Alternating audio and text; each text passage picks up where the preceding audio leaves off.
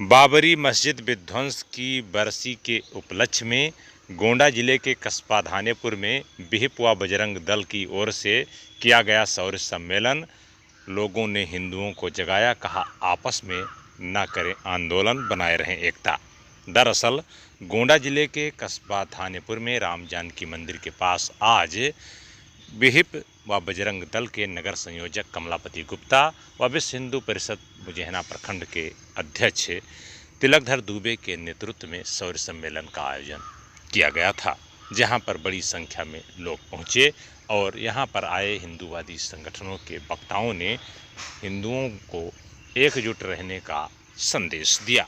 यहां पर बतौर मुख्य अतिथि धर्म यात्रा अवध प्रांत प्रमुख राकेश कुमार वर्मा उर्फ गुड्डू व विशिष्ट अतिथि सोनबरसा पोखरा के पीठाधीश्वर महंत संत छोटे बाबा रहे। अतिथियों ने कार्यक्रम का शुभारंभ दीप प्रज्वलित करके किया और हिंदुओं को जगाने के लिए ललकार भरते हुए इसका समापन किया। कस्बा धानेपुर में विहिप बजरंग दल की ओर से शौर्य सम्मेलन का हुआ आयोजन, बड़ी संख्या में रहे लोग। दरअसल गोंडा जिले के धानेपुर थाना क्षेत्र के ही गोंडा उतरौला मुख्य मार्ग पर स्थित कस्बा धानेपुर में आज विश्व हिंदू परिषद व बजरंग दल की ओर से संयुक्त रूप से बाबरी मस्जिद विध्वंस की बरसी को लेकर के शौर्य सम्मेलन किया जा रहा है। आज यह शौर्य सम्मेलन कस्बा धानेपुर में रहा, जहां पर धर्म यात्रा प्रमुख अवध प्रांत व बतौर मुख्य अतिथि राकेश कुमार वर्मा गुड्डू ने प्रतिभाग किया और हिंदुओं को एकजुट रहने के लिए आह्वान किया। वहीं विशिष्ट अतिथि सोनबरसा पोखरा के महंत छोटे बाबा ने भी हिंदुओं को एकत्रित रहने की अपील की, साथ ही तमाम चर्चा की। कार्यक्रम का शुभारंभ दीप प्रज्वलित कर मुख्य अतिथि और विशिष्ट अतिथियों ने किया।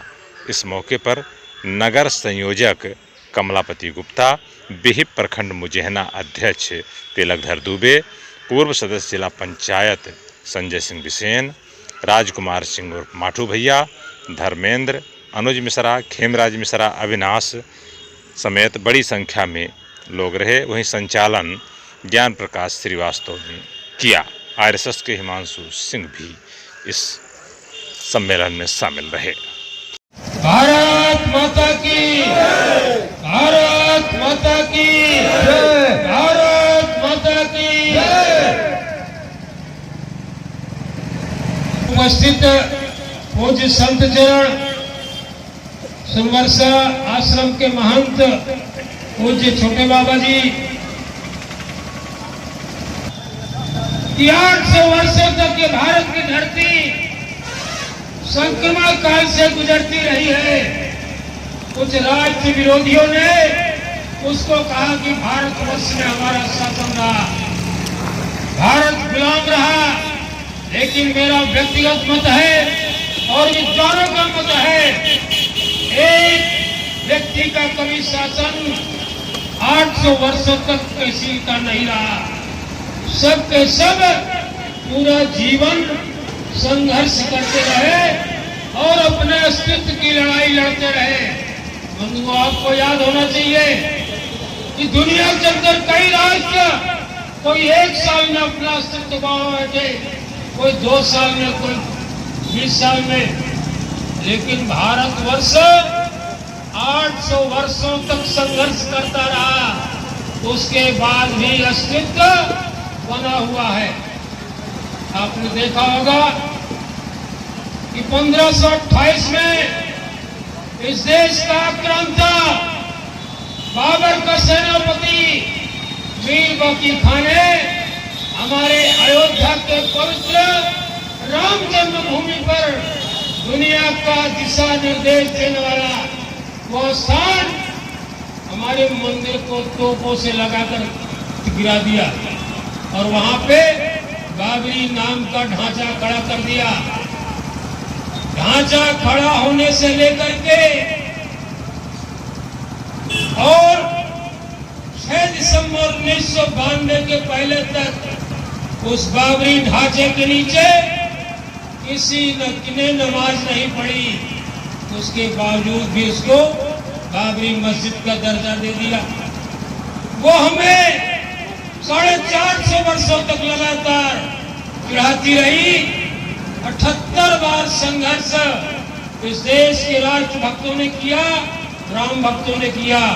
हमारी सेनाएं कभी जीती, कुछ संतों की अगुवाई में संतों की सेना भी लड़ी और जीती भी, लेकिन कुछ कालखंड के बाद हम पुनः उसमें हार जाते थे। इसलिए हार जाते थे कि हमने राजा सुहेलदेव की तरह मिलकर के युद्ध नहीं किया था। हम जैसे ही 100, 200, 1000, 2000, 3000 सेना इकट्ठा हुई, हम अकेले चल दिए। बंधुओं, राजा सुहेलदेव ने कैसे युद्ध किया? मोहम्मद गोरी का सगा भांजा सैयद सरार मसूद गाजी जब भारत की धरती पर पुनः आक्रमण किया तो 3.5 लाख की सेना लेकर आया था और रौंदते हुए सोमनाथ के किनारे से लखनऊ तक चला आया। आगे बढ़ा तो राजा सुहेलदेव का शासन प्रारंभ हो जाता था। उन्होंने अपने 22 सामंत राजाओं के साथ इकट्ठा होकर युद्ध किया, लेकिन जिस भाषा में वो युद्ध करते थे, शब्द में युद्ध करते थे, उसी का उत्तर देते हुए हमारे राजा सुहेलदेव ने भी युद्ध किया और 3.5 लाख की सेना, एक भी सेना का व्यक्ति वापस नहीं गया।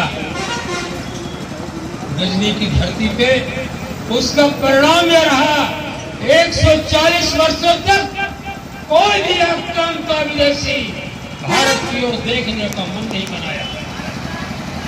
बंधुओं, ये 450 वर्षों से चढ़ाने वाली बाबरी नाम का ढांचा अयोध्या में खड़ा था।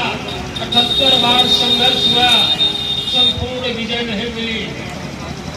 पूरा विश्व हिंदू परिषद के नेतृत्व में जब 1990 में इस देश के राष्ट्र भक्तों ने कहा इस कलंकित ढांचे को हम समाप्त करेंगे और 30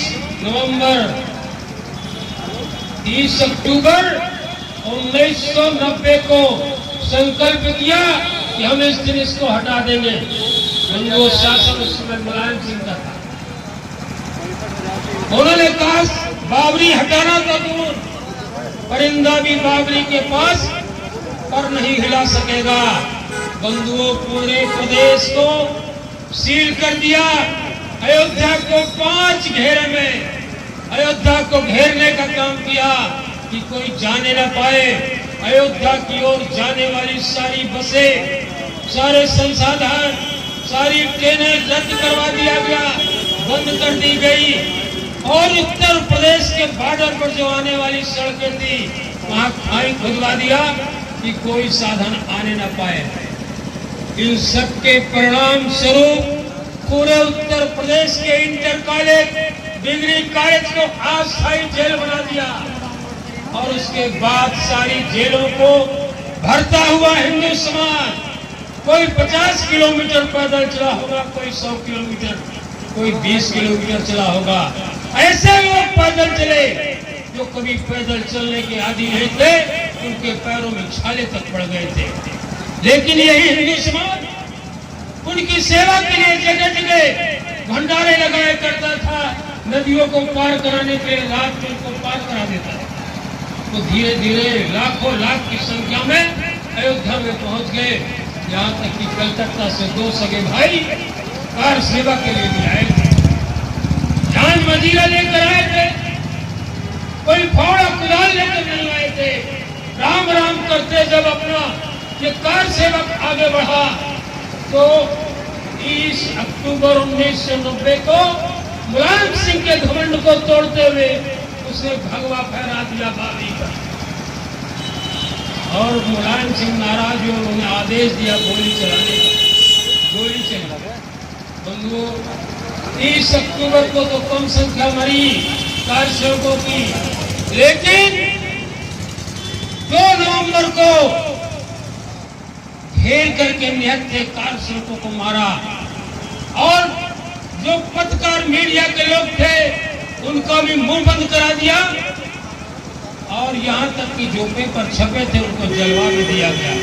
लेकिन बीबीसी लंदन ने कहा अपने समाचार में कि अयोध्या की धरती पे इतनी लाशें बही सरयू में कि सरयू का पानी लाल हो गया। हम सब कल्पना कर सकते हैं।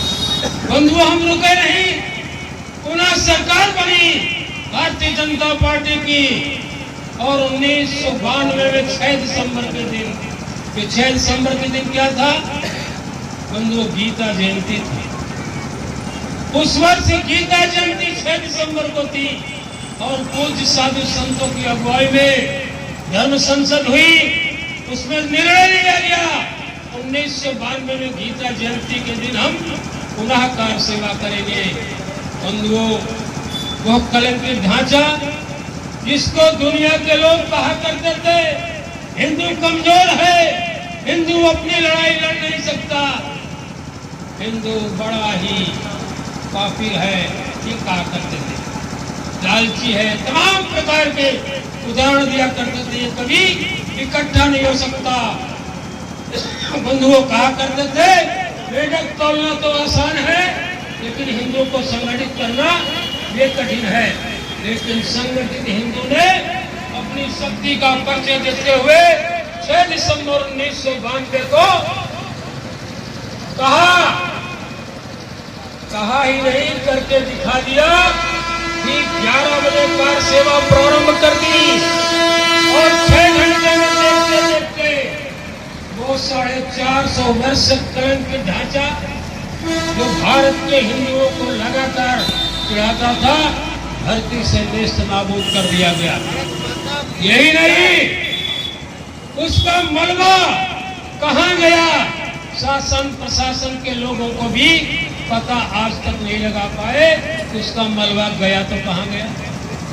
उस बाबरी का एक एक टुकड़ा जो कार सेवक आए थे लेके चले गए, और कहां लगाया? इसी पवित्र मंदिर में नहीं लगाया जो इन लोगों ने ज्ञानवापी में काशी विश्वनाथ के मंदिर पे शिवलिंग का किया था। इसको क्या बना दिया? अभी पता लगा आप सब लोगों को कि वहां वुजू करते थे, कहते थे ये शिवलिंग नहीं, ये फुहारा है। बंधुओं, उसमें जब जांच हुई तो 1.5 इंच से ज्यादा नीचे होल नहीं हुआ, नहीं मिला। कहते थे ये फुहारा है। उसी पर क्या करते थे? हाथ पर धोते थे, कुल्ला करते थे। हमने भी इनके सारी के वही लगा दिया जहां उसका स्थान था। बंधुओं, आप लोग समझ गए होंगे। ये 100 दिवस 100 सम्मेलन आज इसलिए इस वर्ष का था। गीता जयंती 3 दिसंबर को थी।